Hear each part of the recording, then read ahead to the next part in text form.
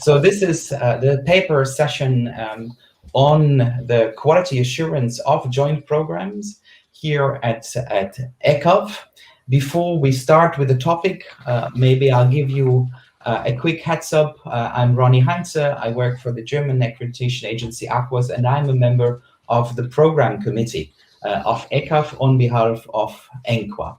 Let's talk quality assurance of joint programs now after the technicalities. And while we have two presenters here, we have Tina Harrison and we have Josef Matoušek in this paper session. We'll do one paper after another. I think the first to cover is Josef Matoušek. Josef is the main policymaker for the Department of Quality of Education and Accreditation at Charles University, where he's focused on international cooperation. His responsibilities range from keeping up to date with the latest policy development in the European area and incorporating these developments then into Charles University's own internal regulations. And he also supports with methodological support the academics who are seeking to establish cooperations with higher education institutions from abroad. And with that, I'll give the floor to you, Josef, right away. You have 10 minutes. Don't get nervous if I show up again after 8.5 minutes, then you know you're approaching the end. Josef, the floor is yours. Okay, thank you very much for the interaction. It's my great pleasure to be here. And in a short while, I will share my screen with my presentation. Please let me know if you can see it. The title of my talk is entitled Joint Programs from International Policy to National Practice. And the subtitle is Intertwining of Typology and Accreditation of International Study Programs in not only Czech Republic. And my talk is split into two parts. First, I will be talking about the terminology and the theory, and then I will try to address how does the theory translate into practice on our national level. And without further ado, I would like to start with this quote, which is taken from an article, scholarly article by Canadian policymaker Jane Knight. And the quote, as you can see, states that the main problem connected to international joint programs is, as I guess many of you very well know, that there are so many terms which are described which are used to describe the cooperation, and not only the joint and double degree, but many more, as you can see on your screen. And the plurality of the terms result in a situation where they mean different things to different people within and across countries. And by doing so, it causes mass confusion about the real meaning and use of these terms. And one thing I would also like to bring your attention to is the fact that the quote is almost nearly 10 years old already. I was here, I was talking about the fact that the plethora of terms used to describe joint programs uses all sorts of confusion about the structure of the programs in question. So sorry for the inconveniences. One of the efforts to standardize the situation was the European approach for quality assurance of joint programs, approved in May 2015 after a ministerial conference in Armenia, Yerevan, and it established the following definitions. Joint programs should be understood as an integrated curriculum coordinated and offered jointly by the institutions in question, and it can lead to either double or multiple degree or a joint degree. And the difference is that the double or multiple degree, of course, refers to presenting multiple certificates after the completion of this program, whereas joint degree refers to a situation where only one joint diploma is awarded.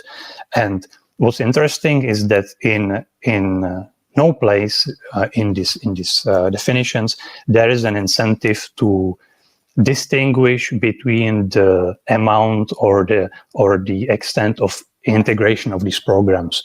So for both double or multiple degree and joint degree, the baseline is the same. That is joint program with its integrated curriculum and offered jointly. But of course, as many of us know, the main issue with these definitions is that they are not as well known as perhaps they should, and most of the confusion is connected to the term double degree. And here I have another excerpt from a study by European Commission, which was targeted, and its main focus was Erasmus Mundus programs.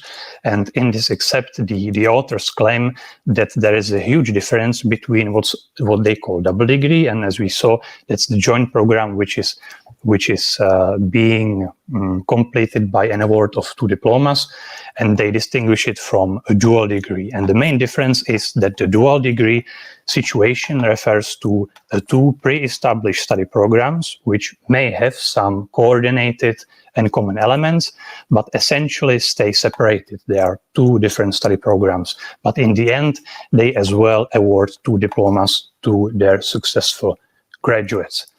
And you can say, well, this is purely semantics because it doesn't really matter in the end that much.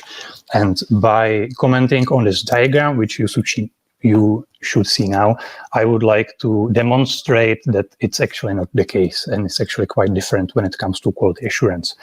On your left-hand side, the diagram demonstrates the double degree option, where you have 2 institutions which enter into an agreement, and based on that agreement, they apply for accreditation, and should they succeed, they establish a study program, enroll students, and award 2 diplomas to successful graduates. Whereas on the right-hand side, you see a situation where there are 2 institutions with their pre-established study programs, which then into an agreement. So the main difference is that here the agreement comes afterwards. And based on the agreement, they also enroll students and give out multiple diplomas.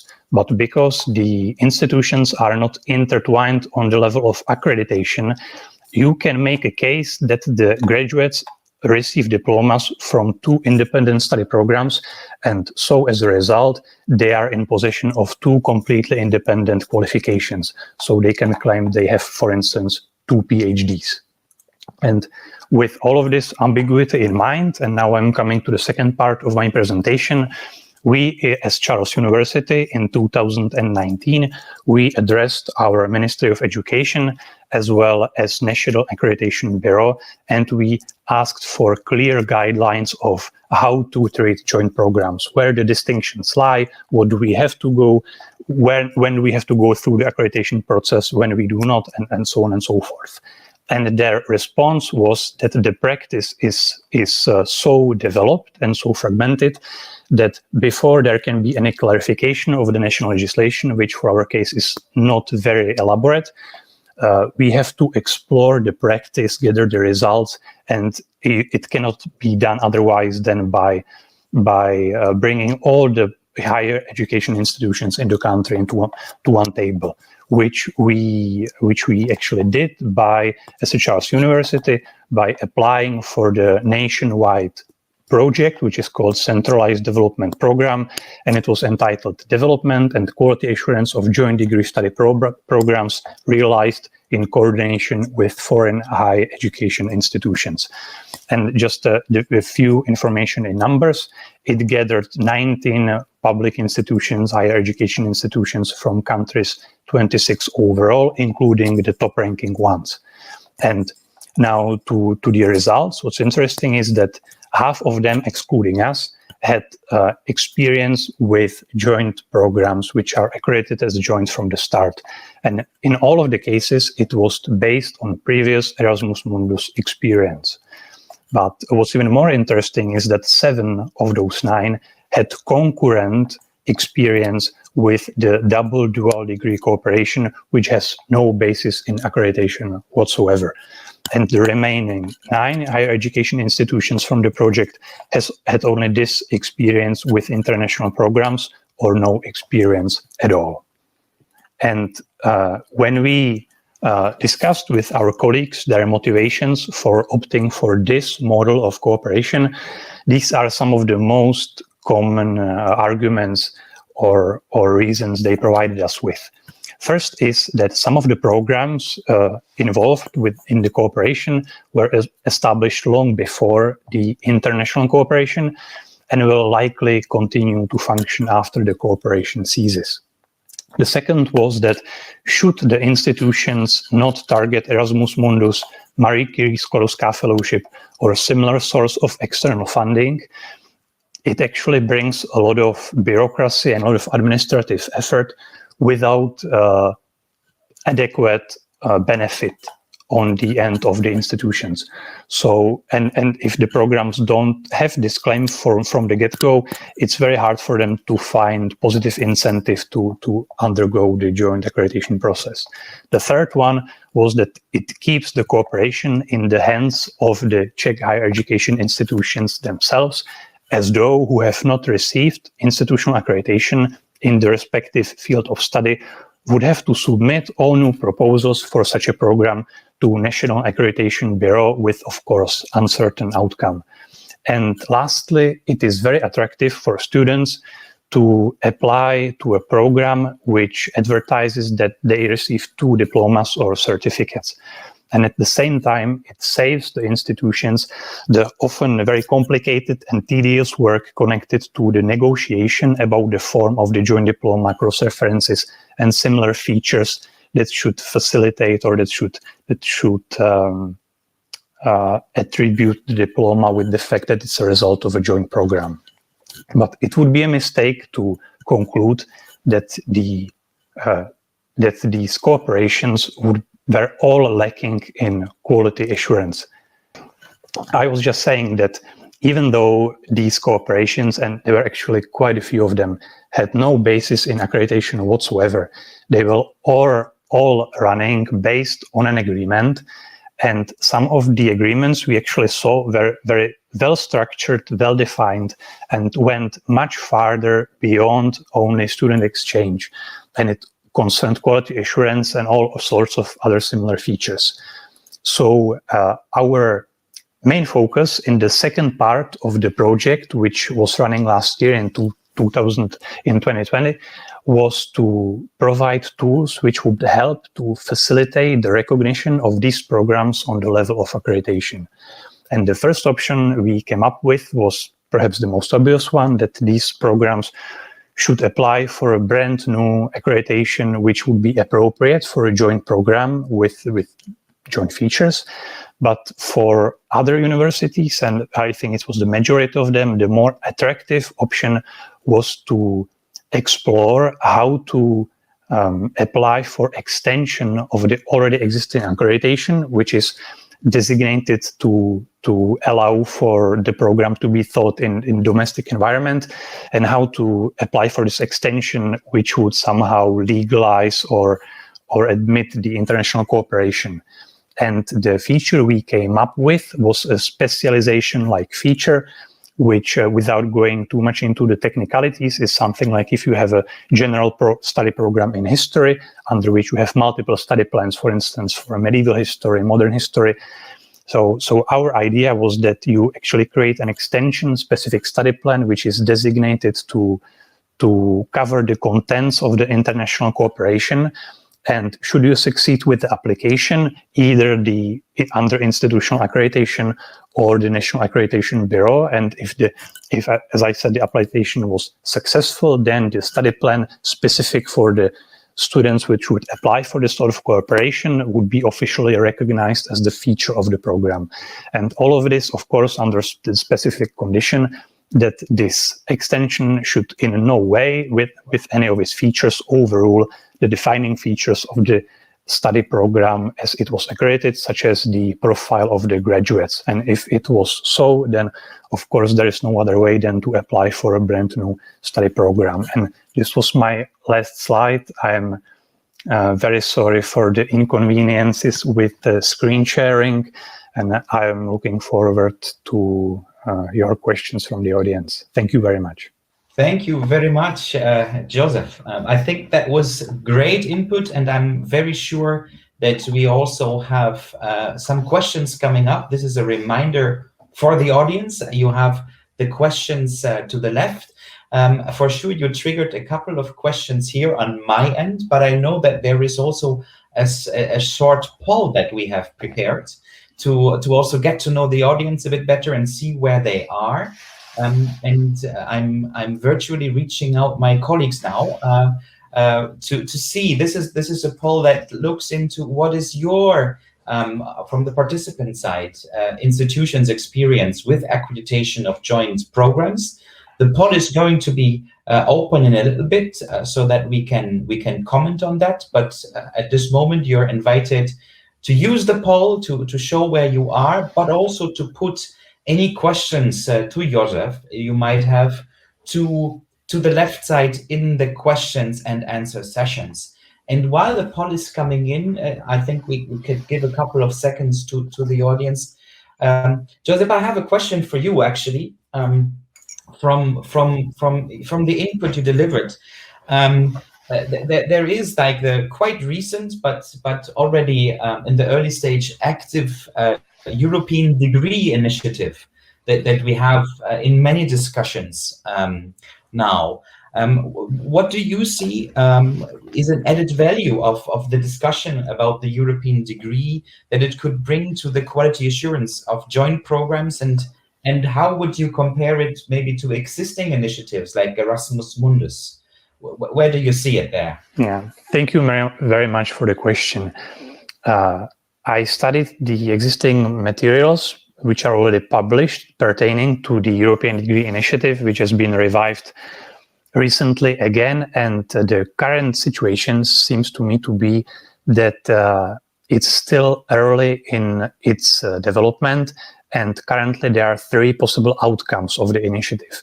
The first baseline scenario means no policymaking change whatsoever. So it's the perhaps a least impactful one.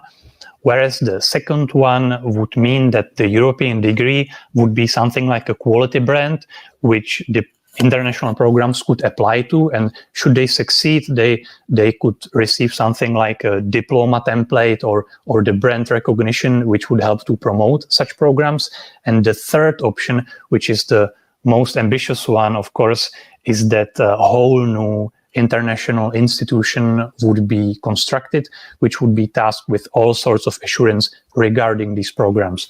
And the possible impact on the joint programs, of course, depends on the outcome of the ongoing negotiation. But to me, it seems that the most realistic aspect is the middle ground, is actually the quality brand. And if it does end up so that the European degree would be something like a brand which the high quality European joint programs could apply for, I think it could serve 2 purposes. Of course, it could help to promote such programs internationally and attract even more students, perhaps even from outside the European area. But at the same time, it is quite clear that some programs would not make the cut. And it would be disappointing to see those programs who would not target to achieve the brand recognition from the start, not to try to integrate the same definitions and the same approach. So I'm curious to see how it ends up, but I think at this very moment, it is very hard to provide any clear and definitive answer. Yeah. Thank you for sharing your view. We have the first questions coming in, and you can also, from the audience, you can vote upon these questions so that we can prioritize them. But maybe, and this is a direct follow-up to you, Josef, could you elaborate a little bit? That's a question coming from Mikole. That is, could you elaborate on the specialization-like features as a preposition? Can you say a couple of more words on that? Of course. And just to start, the main problem I see with the double or dual degree cooperation, which has no basis in accreditation, is that each of the institution which undergoes this or engages in this sort of cooperation risks that the cooperation somehow overrules what's actually accredited or approved in their accreditation, because all the accreditation usually are quite extensive when it comes to personnel, facilities, and all the conditions the students have to go through. And if you take a substantial amount of students and you say, hey, you do half of your studies elsewhere, and it has no basis in the accreditation, it can cause, doesn't have to, but it can cause quite a few lapses in quality assurance. And the specialization-like feature, we treat it as something that would contain the specifics about the activities that the students undergo abroad for, and it's very similar to a joint accreditation, but it would describe what the students do elsewhere and how does it complement the things they still do at their home university. And this sort of a document would be an amendment with the agreement with the foreign institution and submitted to evaluation by the respective bodies, either under internal evaluation, under institutional accreditation, or otherwise. And should it succeed, it would be an attribute of the domestic study program, which would continue to function like it always did before, but the aspect of international cooperation would be recognized even on the accreditation level, without the need of stopping one program, establishing the other, or forcing all students to go through the international cooperation. So it seems like a flexible tool from our point of view, and very interesting for those universities who don't feel like being up to the challenge of accrediting a whole new study program. Yeah, great, thank you. We have a couple of more questions coming in, and there is one question that actually triggers, and I have to admit I'm not surprised, a lot of intention, and that's the question coming from Martina Chubakova. And she says, Josef, so there are some diplomas issued in the double degree beyond the accreditation. What is the quality guarantee, and what is the attitude of the national accreditation bodies? Thank you for the question. It's a great one. And my very simple response would be that it varies quite a lot from country to country. But even in the I think a hallmark of quality when it comes to joint programs, which is Erasmus Mundus initiative, it's quite known that a lot of these programs issue, for instance, a joint diploma, and then the universities issue their own standard diplomas. So the graduates of the programs receives like a whole set of documents. And the reason for that is that it helps with recognition within their respective countries or residence, or wherever they apply for a job, for instance, because the joint diplomas, it's a ideal form of the certificate distribution, but there are quite a few problems connected to their recognition. So, I mean, the situation is that it's more useful to the students to give them more diplomas than give them less diplomas, but the whole overarching issue, which I see here, is that there is no question about the number of qualifications the student possess. If you graduate from a double degree program, you have one qualification, you have one MA, one PhD, and it's false to claim, and I think it's a bit silly advertisement, like come here, study this international cooperation, 1 year here, 1 year there, and then you receive 2 diplomas, you have 2 qualifications, and some of the policymakers engaged in this topic entitled this sort of discount degrees business, which I think is better avoided. Yeah. Thank you, Josef. I think if we give short answers, we can try to squeeze in 2 more questions. Let's see, because there is lots of things happening. So there is one question that also received some support here in the audience from Dora Fernandez Silva, and that is how to manage calls for Erasmus Mundus joint master degrees and national agency study programs accreditation process. So the international study program depends also on funding for mobilities. So how to manage these calls? Maybe you can have a quick answer on that, and I'll have a second question then still. Yeah, so I'll answer from the position of employee of the central office.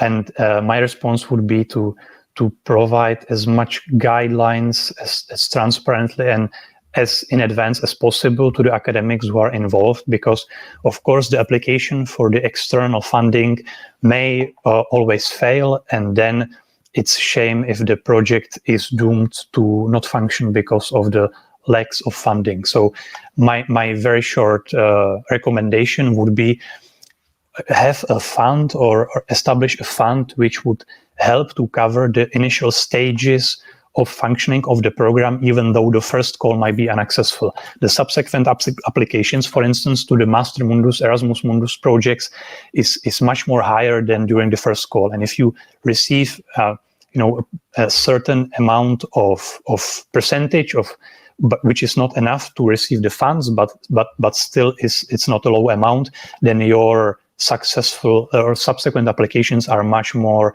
likely to succeed. So I would try to reimburse the first stages by institutional resources and incentivize the colleagues to try again next year. Thank you. And maybe then let's see the last question that we still can squeeze in, but this is a very clear one that also receives lots of support, and that comes from Manal Al-Marwani. And the question is, what if only one institution offering the joint program is applying for accreditation? So what does that impact regarding policy and procedures? So if it's only one institution out of the consortium requiring that?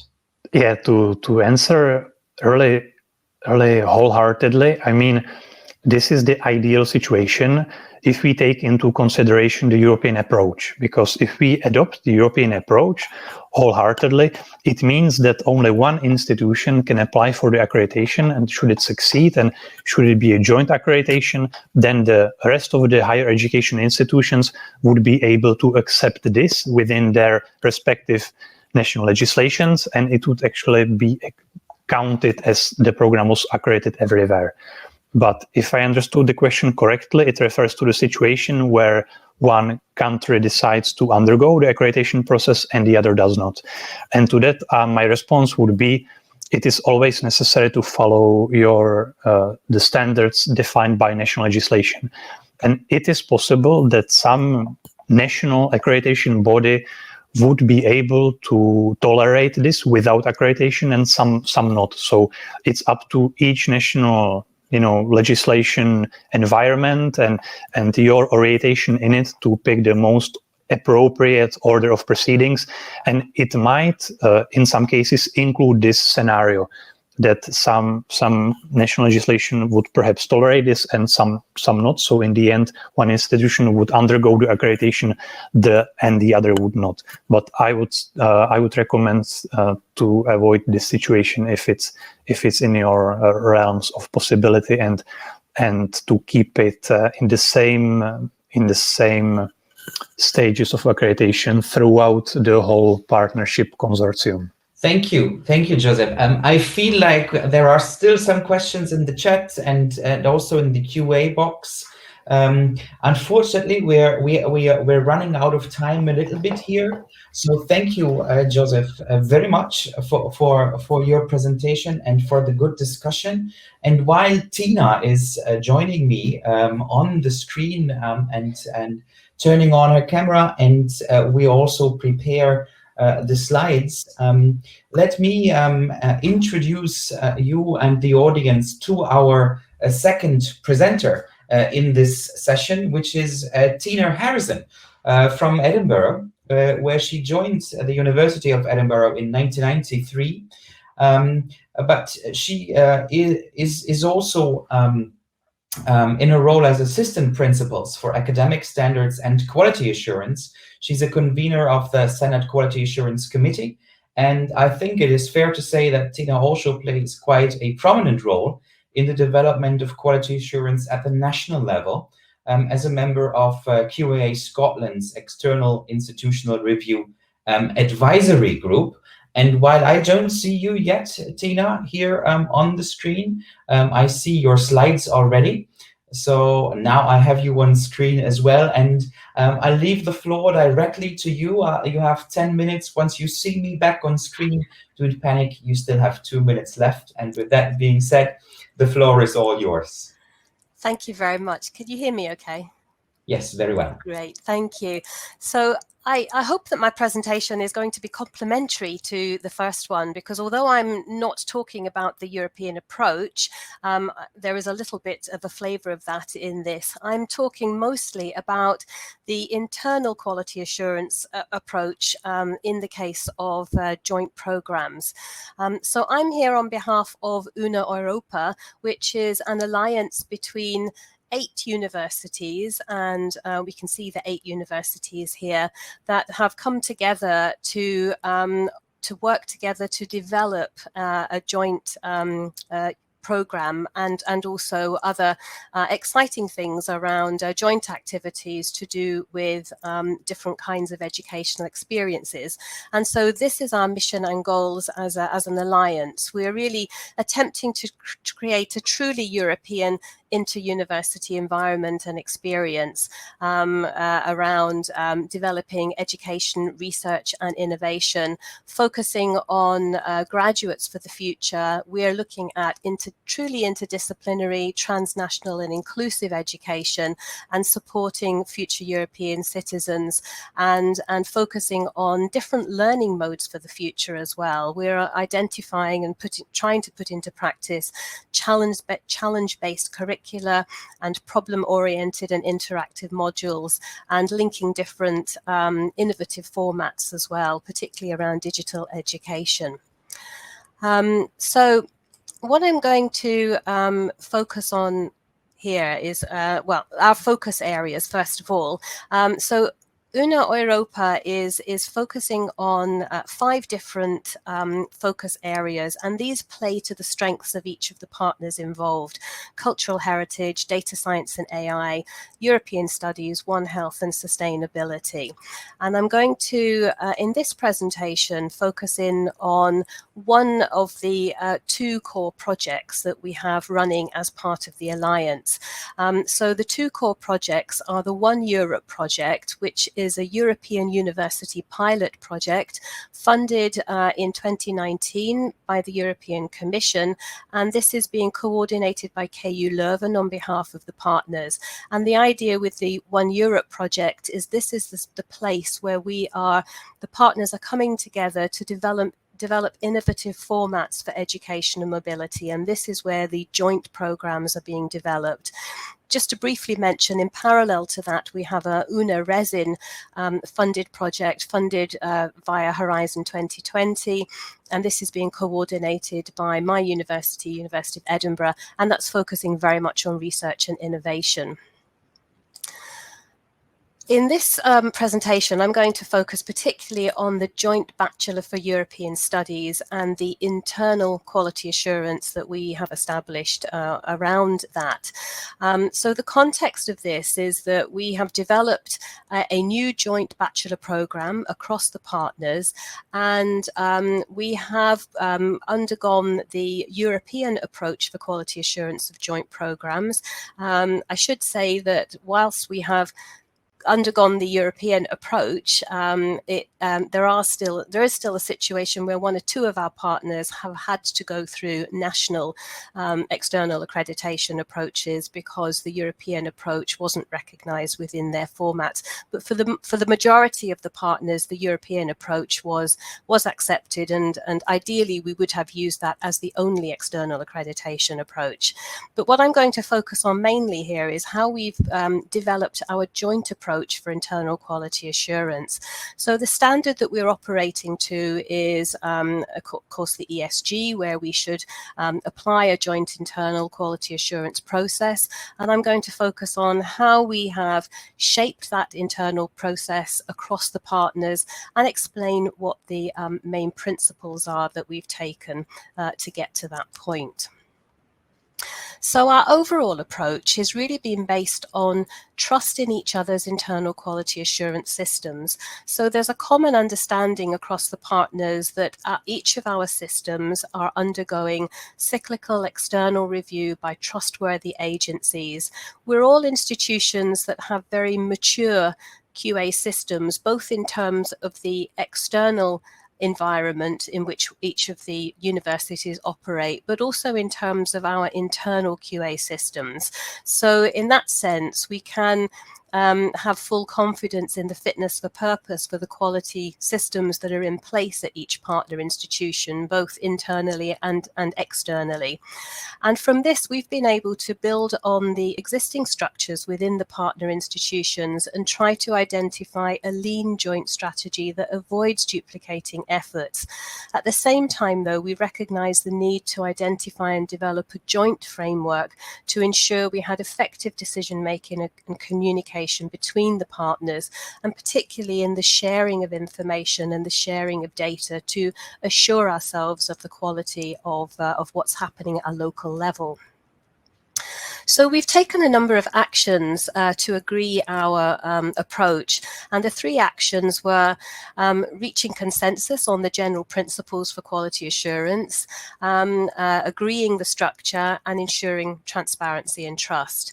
And so in terms of reaching consensus on the principles, our principles are the principle of verified trust, our principle of subsidiarity, and principle of core practices. So the principle of verified trust is very much about trusting in one another's external and internal quality assurance systems. The principle of subsidiarity is about using local processes as much as we can and avoiding duplication. And the principle of core practices is where we have agreed what are the core practices that we want to all agree as common across the institutions. And agreeing into a joint structure, we've had to identify a body responsible for the QA, and in terms of checking on the minimal agreements and ensuring how we discuss and share feedback and safeguarding the overall fitness for purpose. And then, of course, the transparency and trust in the internal system is important in terms of how we share that information across each other. And just to briefly say how we ensure transparency and trust, we went through an exercise where we each shared the information on our own internal quality assurance procedures. And we did this in a very systematic way by developing an online form, a questionnaire, which asked certain questions about how our quality assurance processes work. And we filled that in, and we had a peer review process where we checked each other's information, and we interrogated and we asked questions, and we got to a position where we were comfortable and happy that we understood what everybody was doing at each of the different levels. In terms of implementing the procedures, the core practices that we've identified that we want to have common across each of the partners is involvement of stakeholders. We've agreed which stakeholders should be included, such as students, the timing and the regularity at which QA processes are going to happen, and the tools and the scope of the exercises and how we're going to communicate. And those were common features that we've agreed. So in terms of this, our basis and what we've agreed is we've agreed that we have a lean joint quality system based on these general principles and core practices, and this leads to a sustainable and enhancement-driven approach. And in doing so, we can ensure that we have an embedded joint quality culture across our institutions. So in conclusion, then I would just say that we have developed a system that is built on our existing structures. We are adding only minimal agreements so that we can ensure the smooth operation. This also ensures flexibility at a local level as well, because some institutions still wanted to have that flexibility to do things slightly differently at a local level. And what we're doing with this QA approach, because this joint degree is the first out of a few that we are looking to launch together, and we'll be using this one as a test bed to test out this joint quality assurance approach and refine that as we take it forward into other processes. So I think I'm just going to stop at that point. Thank you. Thank you, Tina. I think that was very precise and very enlightening. I think at least I got some ideas out of that. And while I know that the participants, and I'm quite sure you brought up some issues where people want to know a couple of more details. So please use the question and answer tab to the left and raise your questions to Tina. And while that happens, Tina, I do actually have a question, because from what you have presented, it seems like you had an idea, you made it work. There are very interesting joint quality assurance procedures. But while you were explaining on the success, did you see any challenges along the way on setting up the joint degree, but also on setting up the joint quality assurance? And if there were some, how did you overcome that? Yeah, you're right. Of course, there were challenges along the way, and I would say some of the bigger challenges have not been around the QA. They've been around what it's been possible to do from a different country's perspective in terms of the joint degree. So I would say some of the challenges are around different fee structures and the funding of education within the different countries and how that's played into the mix. So in terms of fee setting of programs for students, and I think particularly from my own country perspective, the terrible Brexit has not really helped here, because that's put, for us European students are in a different category to how they were before in terms of the public funding of education. So that was a particular challenge. So I would say the educational aspects were perhaps less of a challenge in terms of how people wanted to agree the structures of the program. The timing and in the delivery of different parts of the program was perhaps a little bit of a challenge, but easier to overcome. In terms of the quality assurance, I already mentioned that not all of the countries recognize the European approach, so that added an additional layer of external accreditation for those countries involved, but the majority of the countries were not affected by that, and the European approach was taken in lieu of any external accreditation. Yeah, that's great. I think, and I think I was just a little bit quicker in phrasing it, because I think Lisa Hütter-Pape's question is exactly the one on the major obstacles. But a question that is very popular with the audience here is, what if one or more partners, and that's actually a question of Renata Hall, so what if one or more partners lacked some aspects of internal quality assurance? I mean, how much did that happen? And how did you deal with that? So it didn't really happen too much, but when we went through the exercise to understand each other's internal QA, there was a remarkable degree of similarity, I would say, in terms of what we were doing. Where we saw some of the variation was perhaps in the regularity of the monitoring. So some happening on an annual cycle, some happening on a 2-yearly cycle. And we opted to report on a 2-yearly cycle, which still allows those institutions then that have an annual cycle to do that at a local level if they wish. And the other differences were really about the involvement of different kinds of stakeholders and the position of students in some of the QA processes. So we had discussions and we agreed what was desirable for the partnership, and everybody agreed to that. And in some cases it did mean a little bit more effort on the part of some partners, but really not a massive change, to be honest. Yeah, I think one of the things that you said also triggered another question when you were making reference to we and what you did together. Sonia Mikeska is asking, do staff members of the quality offices of the involved universities meet regularly to discuss joint matters of quality assurance agency? So who is that we, and do staff members of the QA offices are also involved in that? Yeah, good question. I should have clarified actually that the authors of this paper and this presentation, and also where all of these quality assurance discussions are happening, is in the group that we have called our quality assurance cluster.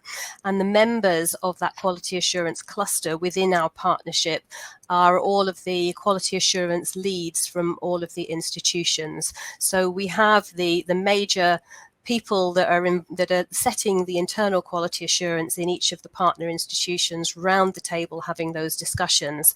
We've also got parallel groups where we've got groups of academics who are involved in the design and development of the programs as well. So we've got various clusters of colleagues coming together in different roles and talking around the different developments of each of the parts, whether it's QA, whether it's curriculum development.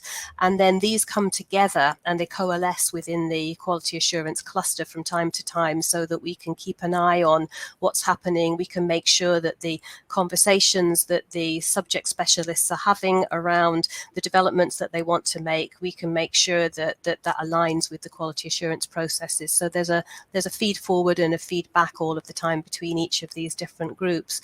So it generally works quite well, I would say. There is, Mikole Lukoisine, I'm probably very bad in explaining the name, asks, and this is a question of like the timeline. How long did it take for institutions to coordinate the principles and the processes? So how much time, how long did it take for you? Oh, that's a good question now, because you're testing my memory. I would say it probably was several months because we had to allow for, we had an initial meeting where we discussed as a quality assurance group what the broad outlines and the principles would be.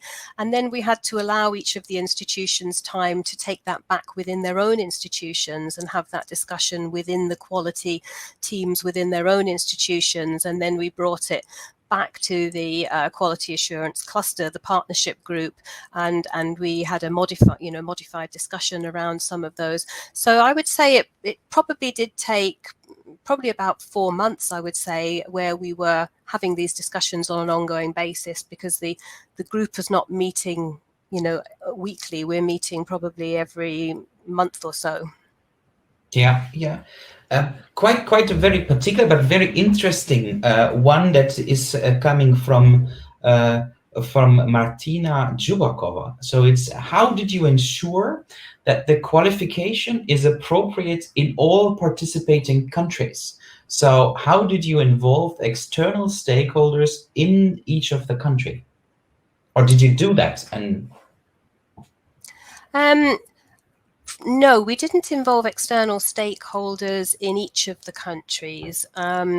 So the external stakeholders would have been involved through the external accreditation approach, which was taken through the European approach. So we didn't necessarily have detailed discussions with external stakeholders in each country in advance.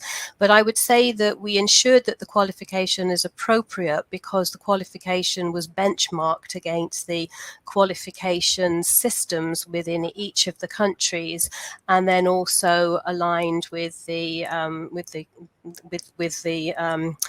overall European expectations around qualifications, particularly at the diploma level. Yeah. So there is Eva Sialitis asking, have you established some new bodies for the quality assurance of the joint programs within the Alliance? So is there specific bodies that you have established new? Is it all in one? How would you describe on that? So, as I said, we have the quality assurance cluster, which is the group that exists at the moment, which is developing the overall process and is also advising on the QA implementation across the partnership. In terms of how the QA is going to work and which body is going to do that on an ongoing basis, once the program is up and running, there will be a program management board that will then oversee the quality assurance at that point. And so the systems and processes that we have set in place and the framework we've agreed, all of the data and the data sharing coming out of the QA processes will then go through the management board, so that the data coming through quality, as well as the overall management of the design of the program and any changes and enhancements to that, are all looked at holistically. So we will cease to exist once the programs are live. Yeah. So from what you're explaining, Tina, it seems big. It seems to a certain level also complex. And Michael Hofer wants to know how many students and academic and support staff members are involved in the joint bachelor. Well, so how many people are there on all the different levels?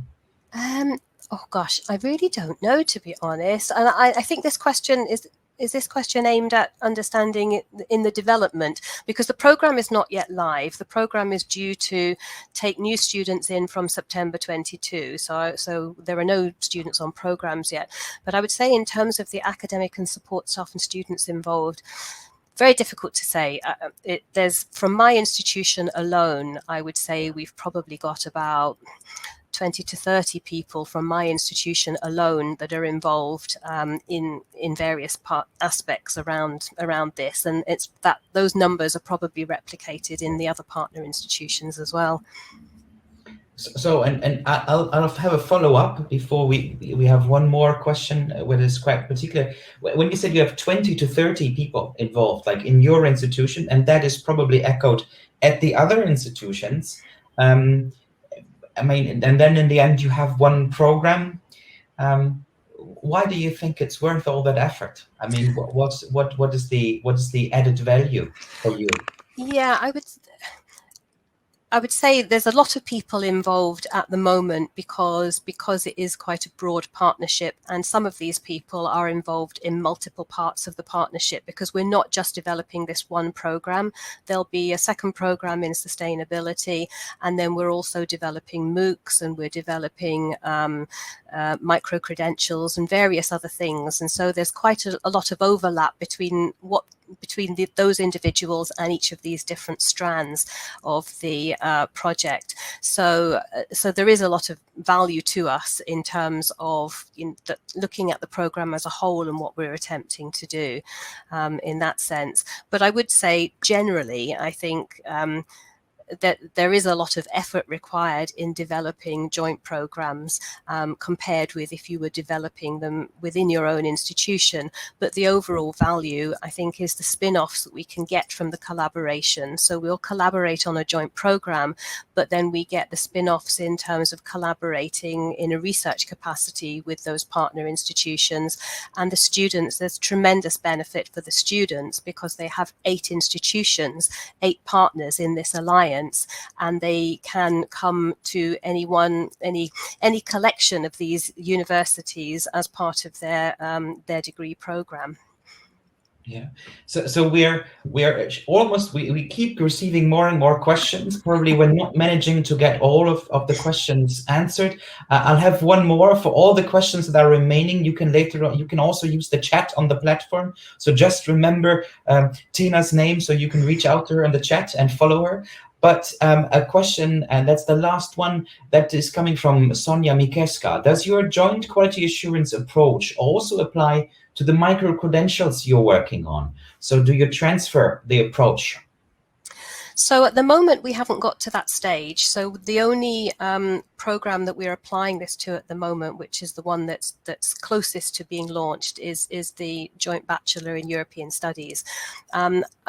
Personally, I think for micro-credentials, we will probably want to apply some of this, but I think we will need to also apply an additional principle of proportionality, I think, because we won't be looking at a whole program, we'll be looking at smaller parts of the program. But I think the principles that we have in place and the broad approach will still apply, but I think it's more about how we then think about the proportionality of the amount of effort that goes in relative to the scale of the offering, the qualification or whatever.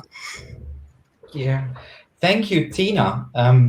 The time is really running, and we're already running out of time, and I feel we could really continue.